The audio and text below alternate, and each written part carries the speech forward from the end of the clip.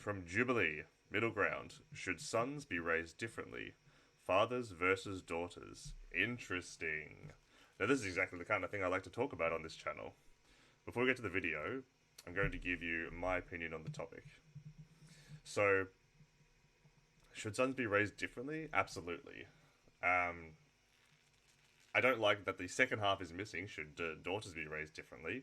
I think the answer is yes to both. Again, poor Envy's been left out. When it comes to raising sons and daughters, like I've talked about the restrictive forms of, the restrictive hegemonic masculinity, the dominant form of masculinity, the one that masculinity crisis advocates refer to, the one they call to return. Yeah, it's restrictive, it's unhealthy, and it doesn't do anyone any favors. In fact, it hurts people. It hurts the boys that grow into men when we raise them this way. It hurts everyone around them. If they can't express themselves, if they can't handle their emotions, then it just leads to people getting hurt, either themselves or other people. So should sons be raised differently? Absolutely. But again, like, daughters should be raised differently as well. We are a long way off a future where gender abolition has been achieved. In the meantime, I think we should do what we can to create a more egalitarianism between the sexes, and in both senses, both a healthier masculinity and a healthier femininity. Now, because the social construct of gender still exists, and we still perpetuate, all of us perpetuate that, when it comes to raising your children, I don't know, I'm maybe kind of the controversial opinion that you should raise your sons more how you would raise a daughter, and then vice versa for daughters. Because think about this. The social construct of masculinity and femininity is still so entrenched in our society that if you raise one way and another the other, like the social influences outside of your influence as a parent, that's going to like, if not even it out, even like tip it the other way as well. It's going to tip it a little bit more. But if your children, have the influence, have those unhealthy influences of, unhealthy femininity and healthy masculinity, if you've set that off at the pass by raising them in a more healthy sense, then you have the bit more balance, and they've got more tools to address those, like to take on more agency, exert their own agency against those social influences. And really, that's what we should try to do. So, raise girls a little bit more like you might traditionally raise boys, and vice versa for boys. So that means that when the social influences outside of your influence as a parent come to them, they're a bit more prepared, so that they'll kind of be evened out. So they'll be all-round good people. They'll at least have the tools that they need to exert their agency over those social influences outside of the family. Now that's my take on it. Let's hear what the fathers and daughters have got to say. Should sons be raised differently? If the answer is anything but a resounding yes, I will be disappointed.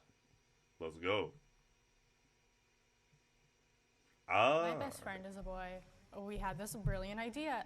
Let's get a place together. But my dad's not cool with it. Human nature is like, if Lame. they're living together, they're going to hook up sexually. Oh, human nature. Anyway, I won't start. Not yet, at least.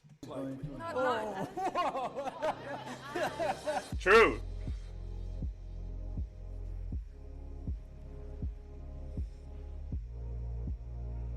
My name is Rihanna. I'm 20 years old. I'm Gabriella. I'm 20 years old. My name is Lali.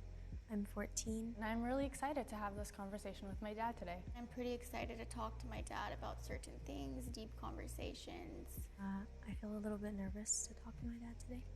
My relationship with my dad is good. We've been through a lot of stuff together. He raised me on his own with no mom, so that has definitely built us stronger together. My name is Benjamin, and I'm the father of one beautiful and infinitely talented and loving 14-year-old young lady. My name is Mike. I'm a father of 3 girls. Hi, my name is Brian. I'm a father of 2. Once you became a dad, what was your biggest lesson? That it's the true meaning of our existence. That's the thing I wanted most in my entire life, is to be a father. And it's everything I've ever expected.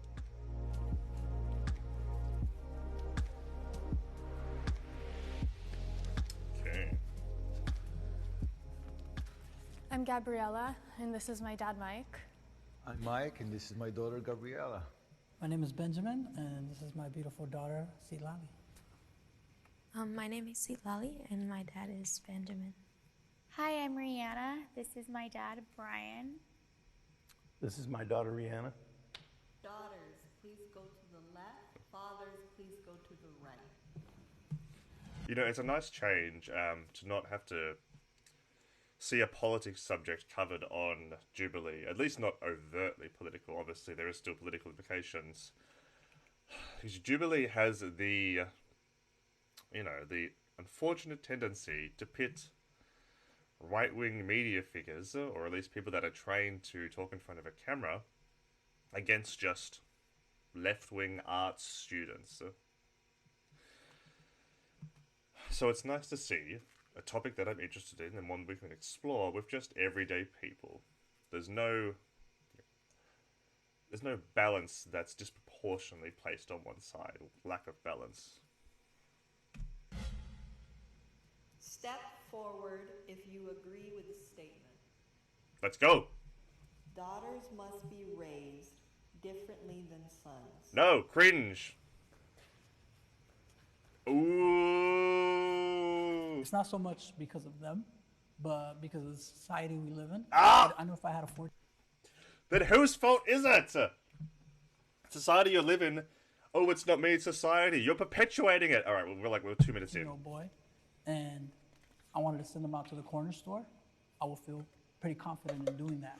But for my daughter, it's a different situation, and it's not her fault. It's because of society, like I said. I agree. Where I have to be more careful. She's very strong and capable of, defending herself in a lot of ways. But at the end of the day, She's not as big and strong as a dude. yeah, and I'm gonna worry about that. So because of that, I feel I have to be more protective of her. I agree. And defend her. I agree. It's exactly the same thing. So I don't have a son. I only have daughters. But if I had a son, I don't think I would raise him any differently. The type of scenario that you're talking about, I Nice. completely agree. But I think this world is dangerous for both male and female. One time I was in the 8th grade, and I guess I didn't tell my dad I was going to City Walk with my friends, and I didn't come home till like midnight or 11 p.m., and the cops were like all over my block. I dialed 911. I said, hey, my daughter's gone. I don't know where she's at. She doesn't answer her phone. If it was my brother, because he's 3 years older than me, so at the time I was like 14, he'd be 17, my dad would be like, whatever. If he calls me, he calls me. But if it's me, it's like, oh my God, my daughter's missing. I think he can be a little overprotective when it comes to like having friends that are guys. I think he assumes a lot, and I think he should just assume the best, not the worst. Me too. Just a cool friendship. There are no guy friends. No, I'm just kidding. I wouldn't let any boys in our apartment in Burbank. Oh my. Wait, hang on, what? Especially not in your bedroom, And my best friend is a boy. We're very, very, very close. And we're both... Yeah, that's going to be another thing that I have to cover on this channel at some stage in a Modern Mad segment. The relationship between masculinity and friendships, and this idea that you can only be friends with guys. So stay tuned for that. But just to say for now, it's really unhealthy to perpetuate that. You can't have any guys over. Not even talking in a relationship sense, but just a friendship. The idea you're friends with a guy, there must be something going on there. That's not healthy. You gotta let boys and girls just be friends. I have girlfriends, and I love having girlfriends. I can't imagine just being friends with guys. That'd be so boring. Like, there's some times where I really enjoy engaging in like masculine archetypes of like male friendship, but there's sometimes when like I'm not in the mood for that, and I just love engaging in the type of friendship you have with a woman. The variety is so much more fulfilling. So to have this idea that boys and girls, men and women, just like can't be friends without anything between them, that is just, again, it's not healthy. In between housing situations right now for when we go back to college, we had this brilliant idea.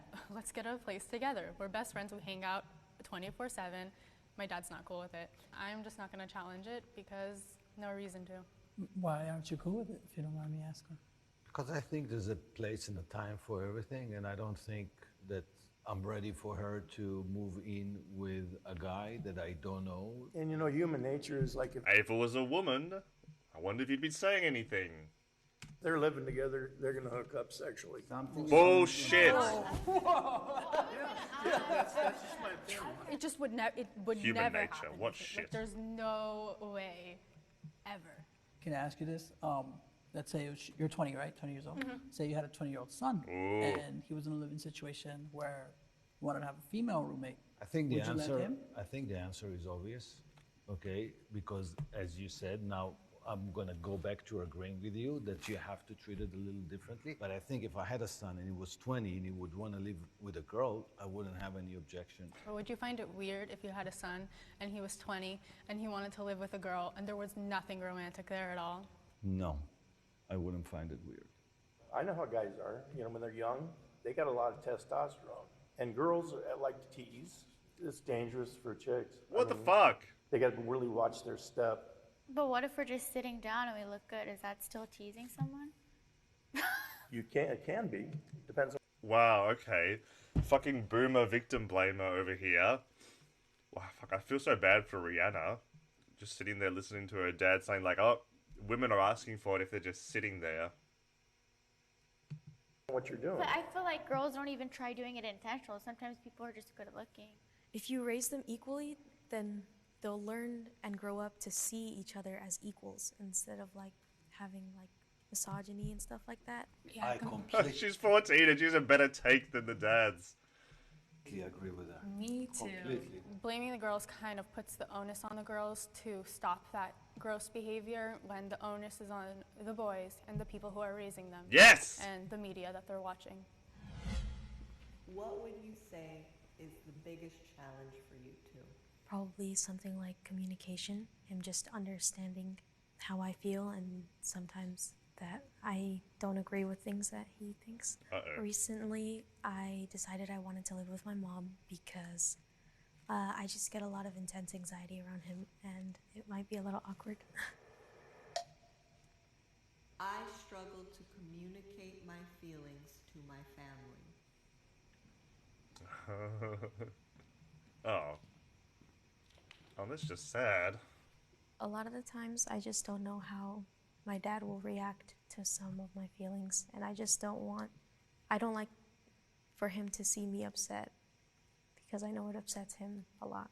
I do remember very vividly one time him telling me that whatever my energy is, he's gonna put the same energy back. I remember he told me that one time, and it kind of just stuck with me, and I always think about it. So I'm always thinking, what do I say? How do I put myself like when I'm angry and stuff?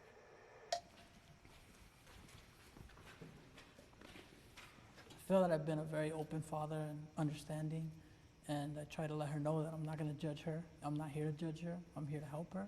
I definitely feel that she doesn't feel comfortable expressing herself to me fully, and it's so strange, you know, because we grew up so close. We grew up so close. We were together all the time. I feel like when she became a teenager, it was like all that changed, everything. It was like an alternate universe. Like, what is this? What is going on? You just have to give her some space. Definitely. I don't know. I guess it scares me a lot to disappoint him. That makes sense, but just know that you're never gonna disappoint me. Like, nothing you do will ever disappoint me. What if she love moves you in for infinitely boy? for who you are, and I accept you fully for who you are. I love you unconditionally, okay? Sorry. It's okay, love. It's okay. Yeah, it's totally okay. You don't disappoint me. You never will. I didn't really have my mom to run to when I started my period, like all the girl things, literally. Like, yeah, I see my mom here and there, but my dad took custody of me at such a young age, so that made us like have a really strong relationship. He's also like my best friend. I tell him everything. I tell him who I'm dating, this and that. And the cool thing is about him is like dads could be like, don't do this, don't do that. But if anything, he just gives me really good advice. That's really sweet. She hides about 20% of stuff from me, and I Yeah. hide about 20% from her. She doesn't tell me everything because I don't want to know too much, you know. So I went through a lot of mental health stuff and physical health stuff in the last 2 years. When I was 18, I wasn't ready to say anything to anybody. I'm a very private person, and my dad is too, so he understands. And he never pried, and he never asked too many questions. And I like to keep everything that was going on to myself, because otherwise it felt like I was including more people into my problem. And the second time was kind of when it hit me, like, I can't do this alone. And I need my biggest support system to be there for me. And it's always going to be my parents, especially my dad. We went through this together. I mean, she had to go through this. I was there just to support her, and so was her mom. But it definitely made our relationship so much stronger. I mean, I wouldn't have it any other way. Nobody wants to be vulnerable in front of their family, but you know, if you're vulnerable, if you get sick, your kids are there to take care of you. My health broke down. I'm on kidney dialysis. She takes me to dialysis 3 times a week. She feeds me. I just go, Rianne, I'm hungry. I feel like my dad takes care of me by paying my rent, paying my car insurance, getting me anything I need. So the least I could do for him when his health isn't good is take care of him. So my grandpa died 5 years ago. My dad went to go be in Israel, say goodbye to his dad, spend time with his family.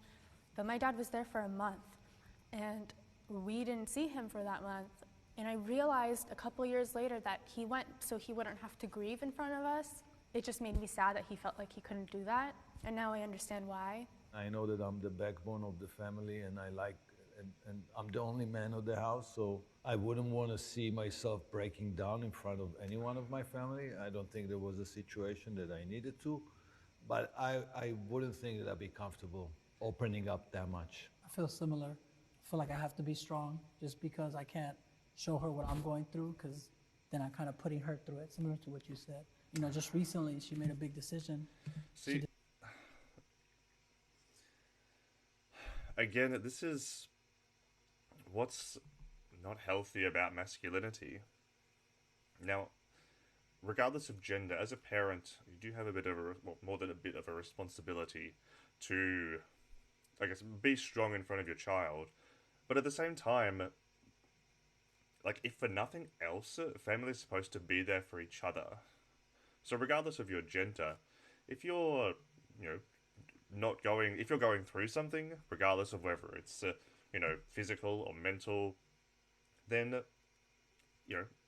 in the ideal world, your family should be there.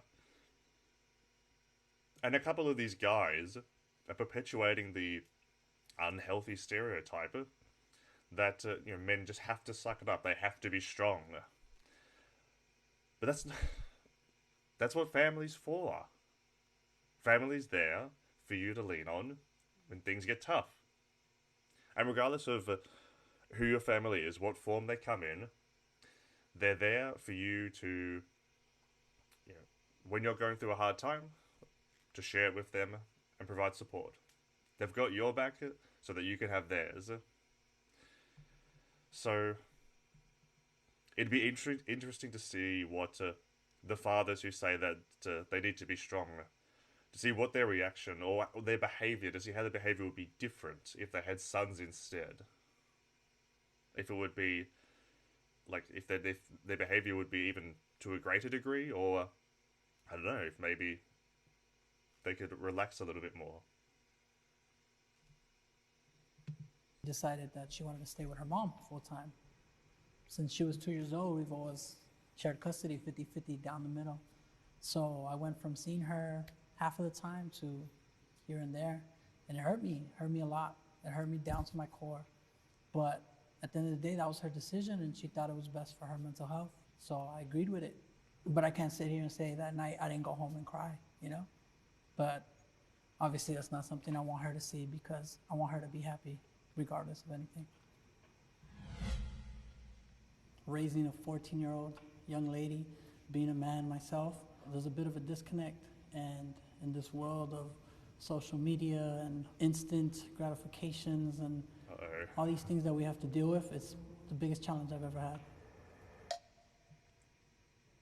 I have had moments I felt like I failed my family.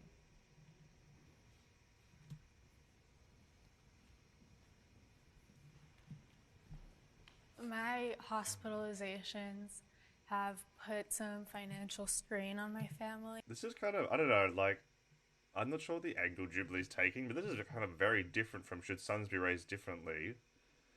I was really hoping more of some gender-based questions. Yeah. And they've taken a huge emotional toll on my family, my parents and my sisters.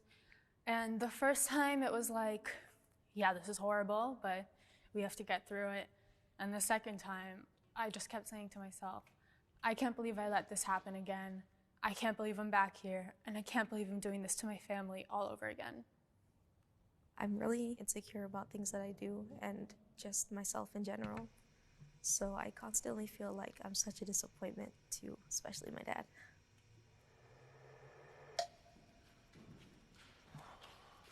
Well, the question was if you feel you failed or disappointed your family. Why do you... I don't think I disappointed you.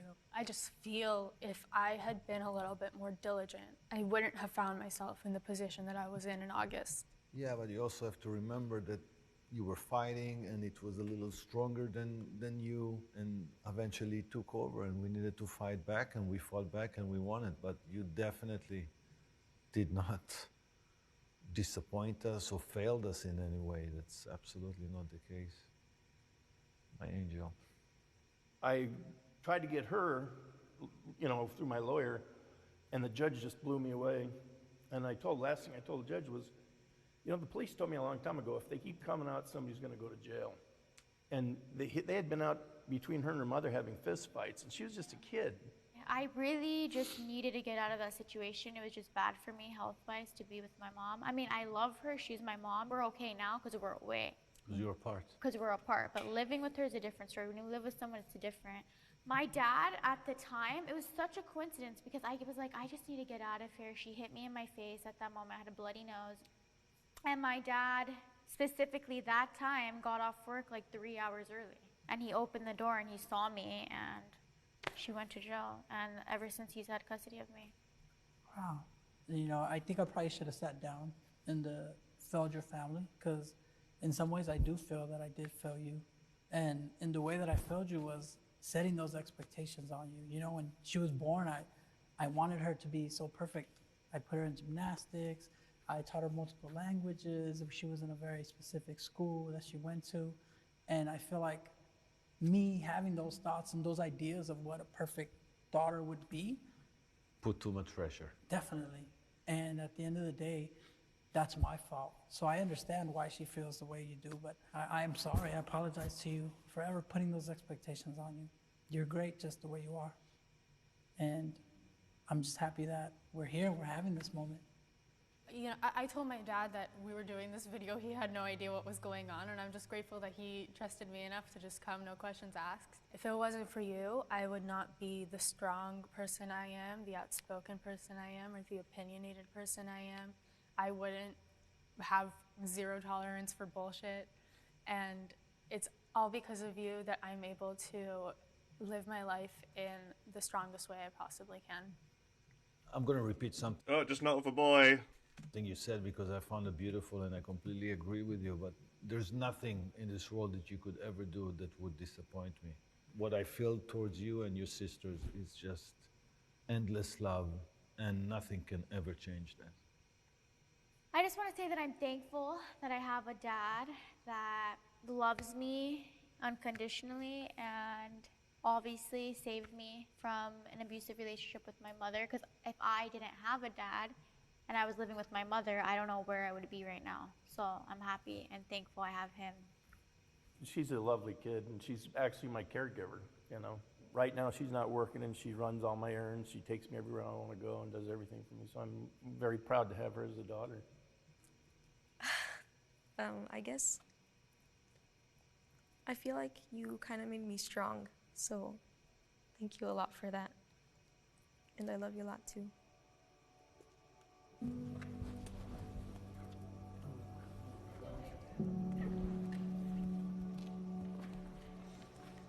Alright. Okay. Oh, alright. Oh shit. Stop! Whew, I guess these sunglasses came in handy after all.